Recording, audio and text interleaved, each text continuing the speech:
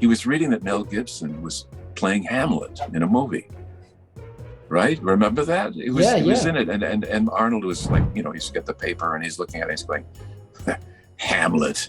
He kind of was like putting it down, and I turned to him and I said, "What's wrong with Hamlet?"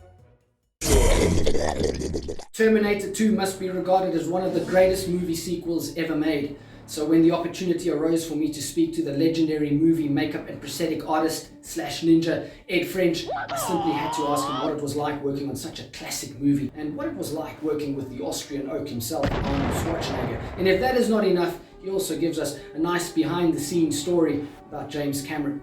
And if that's not enough Terminator for you, Ed French also speaks a little bit about what it was like working on one of the Terminator sequels, Terminator Salvation. But we don't just speak about the movies themselves. Today we also venture into more philosophical territory, where Mr. French will give us his prediction on how he thinks artificial intelligence will impact the world of movies as well as our very lives. So if you like today's segment, then be sure to check out the other ones from this very Ed French interview. So if you're into movies and you're into horror, then I invite you to pull up a chair and join myself and Ed French. I hope that you enjoy.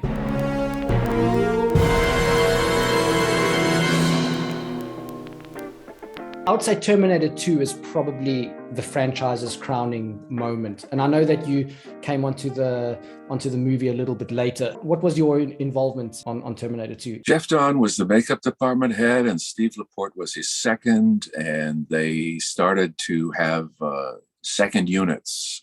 They needed somebody that could create some of the stunt doubles, and the stunt doubles were prosthetic makeups for the second unit. And there were a lot of lookalike makeups, and I would do a lot of that. Occasionally, I would be in the main trailer and work with Jeff and Steve on Arnold. I remember once. Jeff and I were putting him in his damaged face makeup, and he was reading the one of the trade papers about who was the guy that was in the Road Warrior? What's his name? Mel Gibson. Mel Gibson. Yeah. He was reading that Mel Gibson was playing Hamlet in a movie.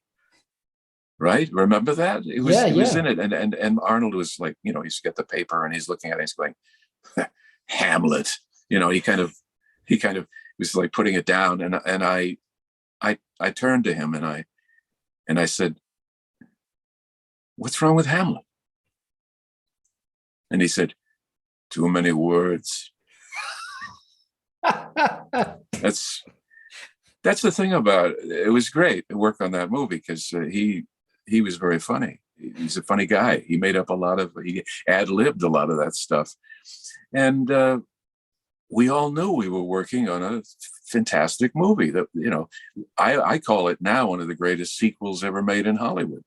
Oh, absolutely. Absolutely. I was actually just going to ask you that. I mean, you walk onto the set of Terminator 2, you see Arnold Schwarzenegger, you see James Cameron, Linda Hamilton. Do you get a sense of the bigness of a film like that? Or is it just kind of like, better focus on my job and all of that kind of falls away? No, there was a real sense that there was something special going on here. This was going to be a great movie, and everybody knew it, and everybody was bringing their best game to it. You just knew it was unusual. I remember also there was one time when, if you recall, that scene where the T-1000 is flying the helicopter and it's getting blasted with all these bullet hits, and we were on a stage, a green screen stage, and the helicopter was there, and James Cameron walked down to the helicopter and he started using this, I don't know what it was, a mylar tape or reflective tape, and he started putting it all over the helicopter, making the simulated bullet hits himself, while a crew of 60 people stood around waiting for him to finish. That was the kind of movie it was. It was, it was unusual. You wouldn't see that in too many movies where you could take the time for the director to come down and art direct the movie. Right. So even though it was this big budget movie packed with stars, it had this sort of DIY feel to it at times. Yeah. Yeah, you're exactly right. Everybody was serious, but not, there were these lighthearted moments too. I recall there was another time, another interesting thing that happened that you never see in movies. they shot that scene where the T-1000 tells the helicopter pilot to jump out, and he takes over that helicopter, and they shot the scene. And then, I don't know, maybe a month later, James Cameron wanted to cover it again a little differently. And he said, well, get me that helicopter pilot. And that guy was on another movie, and he was like across the country somewhere. And they ended up paying him whatever they paid him, whatever it took to get him off that movie to come in for literally like half a day's work. It's quite interesting when you look at, someone like Arnold Schwarzenegger or Linda Hamilton. And by the way, I don't want to just talk about the stars and all of that stuff, but then you have this movie Terminator 2, which is a great script. We were talking about the power of a good script. Where do you think the success really comes from? Is it from the actor, or is it from the script, or is it from sort of a collaboration of it all together? I call it the X factor. You'll never understand it. I mean, it's somehow when you blend all of these things together. One thing that I noticed about Arnold is he's remarkably relaxed, completely confident. And when an actor's like that, no matter how great an actor it is, the best actors have that quality, and it kind of draws you in. And I think that's a lot of his charisma. He's a powerful man. And the more powerful a man is, the more relaxed that man is, and he would draw you in. Robert Patrick, yes, I've seen him since then in a few movies. Yeah, I've come across him over the years. That was his big break, and he was fantastic. He was probably one of the most iconic sort of antagonists. He sort of matched Arnold in every way, yet completely different kind of energy. Yeah. We used to joke with him. I don't know if anybody will get this joke again. It's old. But Robert Patrick, he had this hair, and we always used to joke that he looked like Dick Clark. You have to know who Dick Clark is. He was American Bandstand. He was like a DJ, but that hair would never move. I don't know. We thought it was amusing. It was, you had to be there. And it wasn't a special effect of any kind. It was just, he had to look perfect. Nothing that's like, messed up at all. He's not real. He's a liquid man, and he's completely in control of all his molecules. We no longer need to look at a photograph and we can just appreciate it for what it is, because now we have the movies. So there's where our stories are. Do you know what I mean? Man. Yeah, and he certainly brings that across. Now, you also did Terminator Salvation. I went down to New Mexico for a few days, and there were these robots that were supposed to be defective, or something had happened to them. They were damaged, and we were putting makeups on handicapped people. There was a young man who was missing part of his arm in real life, and I wound up putting a kind of robotic extension on his arm.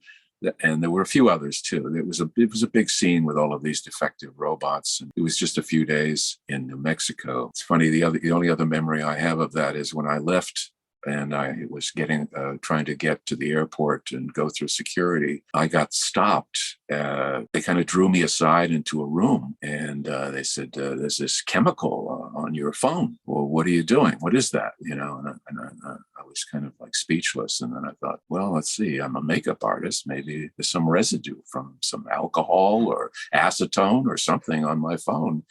And they let me go. But those were the days when the security was really right after 9/11, things were still pretty uptight in the airports. Movies released the photograph. Yeah. Just because you are such a professional in the movie world, I really wanted to get your take on this. It's a franchise that fans either love or hate, and it's certainly a franchise full of, let's say, some hits and also misses. Do you think there's still more stories to be told within that world, or do you think it's something that we should just kind of leave now? That's a good question. The whole thing started with Frankenstein, 1931. Essentially, Mary Shelley's novel before that. The story continues. And this whole thing about what is AI, artificial intelligence? Is it real? Will it overtake humanity? That's a good question. And these types of stories are going to continue. They're going to evolve. Does that make sense? It makes absolute sense. No, it certainly does. And it's actually a very good answer to an average question, let me say. But I just wanted to get Oh, it's a good question. It's a good question. Now with AI, you never know where these things will lead. I was just saying the other day to somebody, I play around with Photoshop. I've seen these deep fakes online that they can do. They can make it look like somebody's saying something. It's pretty good. Some of them are very good. They're only going to get better. Years ago, when they started recording music, people thought that would be the end of live orchestras. But people still want to see things live. People still want to see plays. It's a very special thing to see something that's happening live and handmade, especially for you. But I also see the future a little bit now. I'm getting a clearer view of it. In the beginning, I didn't get what computers were. They looked boring to me. They were just numbers and so forth. And then they got better and better, and they got more interesting. And like I said, I like playing with Photoshop, and I like going online. I could see a day where there's a performance where you sit down in an audience and there's a performance, and it isn't just a hologram you're seeing. It looks absolutely real. That can happen. And then what will that be? Are those robots? Are they just something you wear glasses and you can see? Don't know, but it'll look completely real. So let me put it like this. This was kind of the sequence. It was first you had painted portraits, okay? Right. And they would depict life. Mm-hmm. Then you would have the photograph, and the photograph kind of released the portrait or the painted portrait to be appreciated for being a work of art, because now it's a photograph.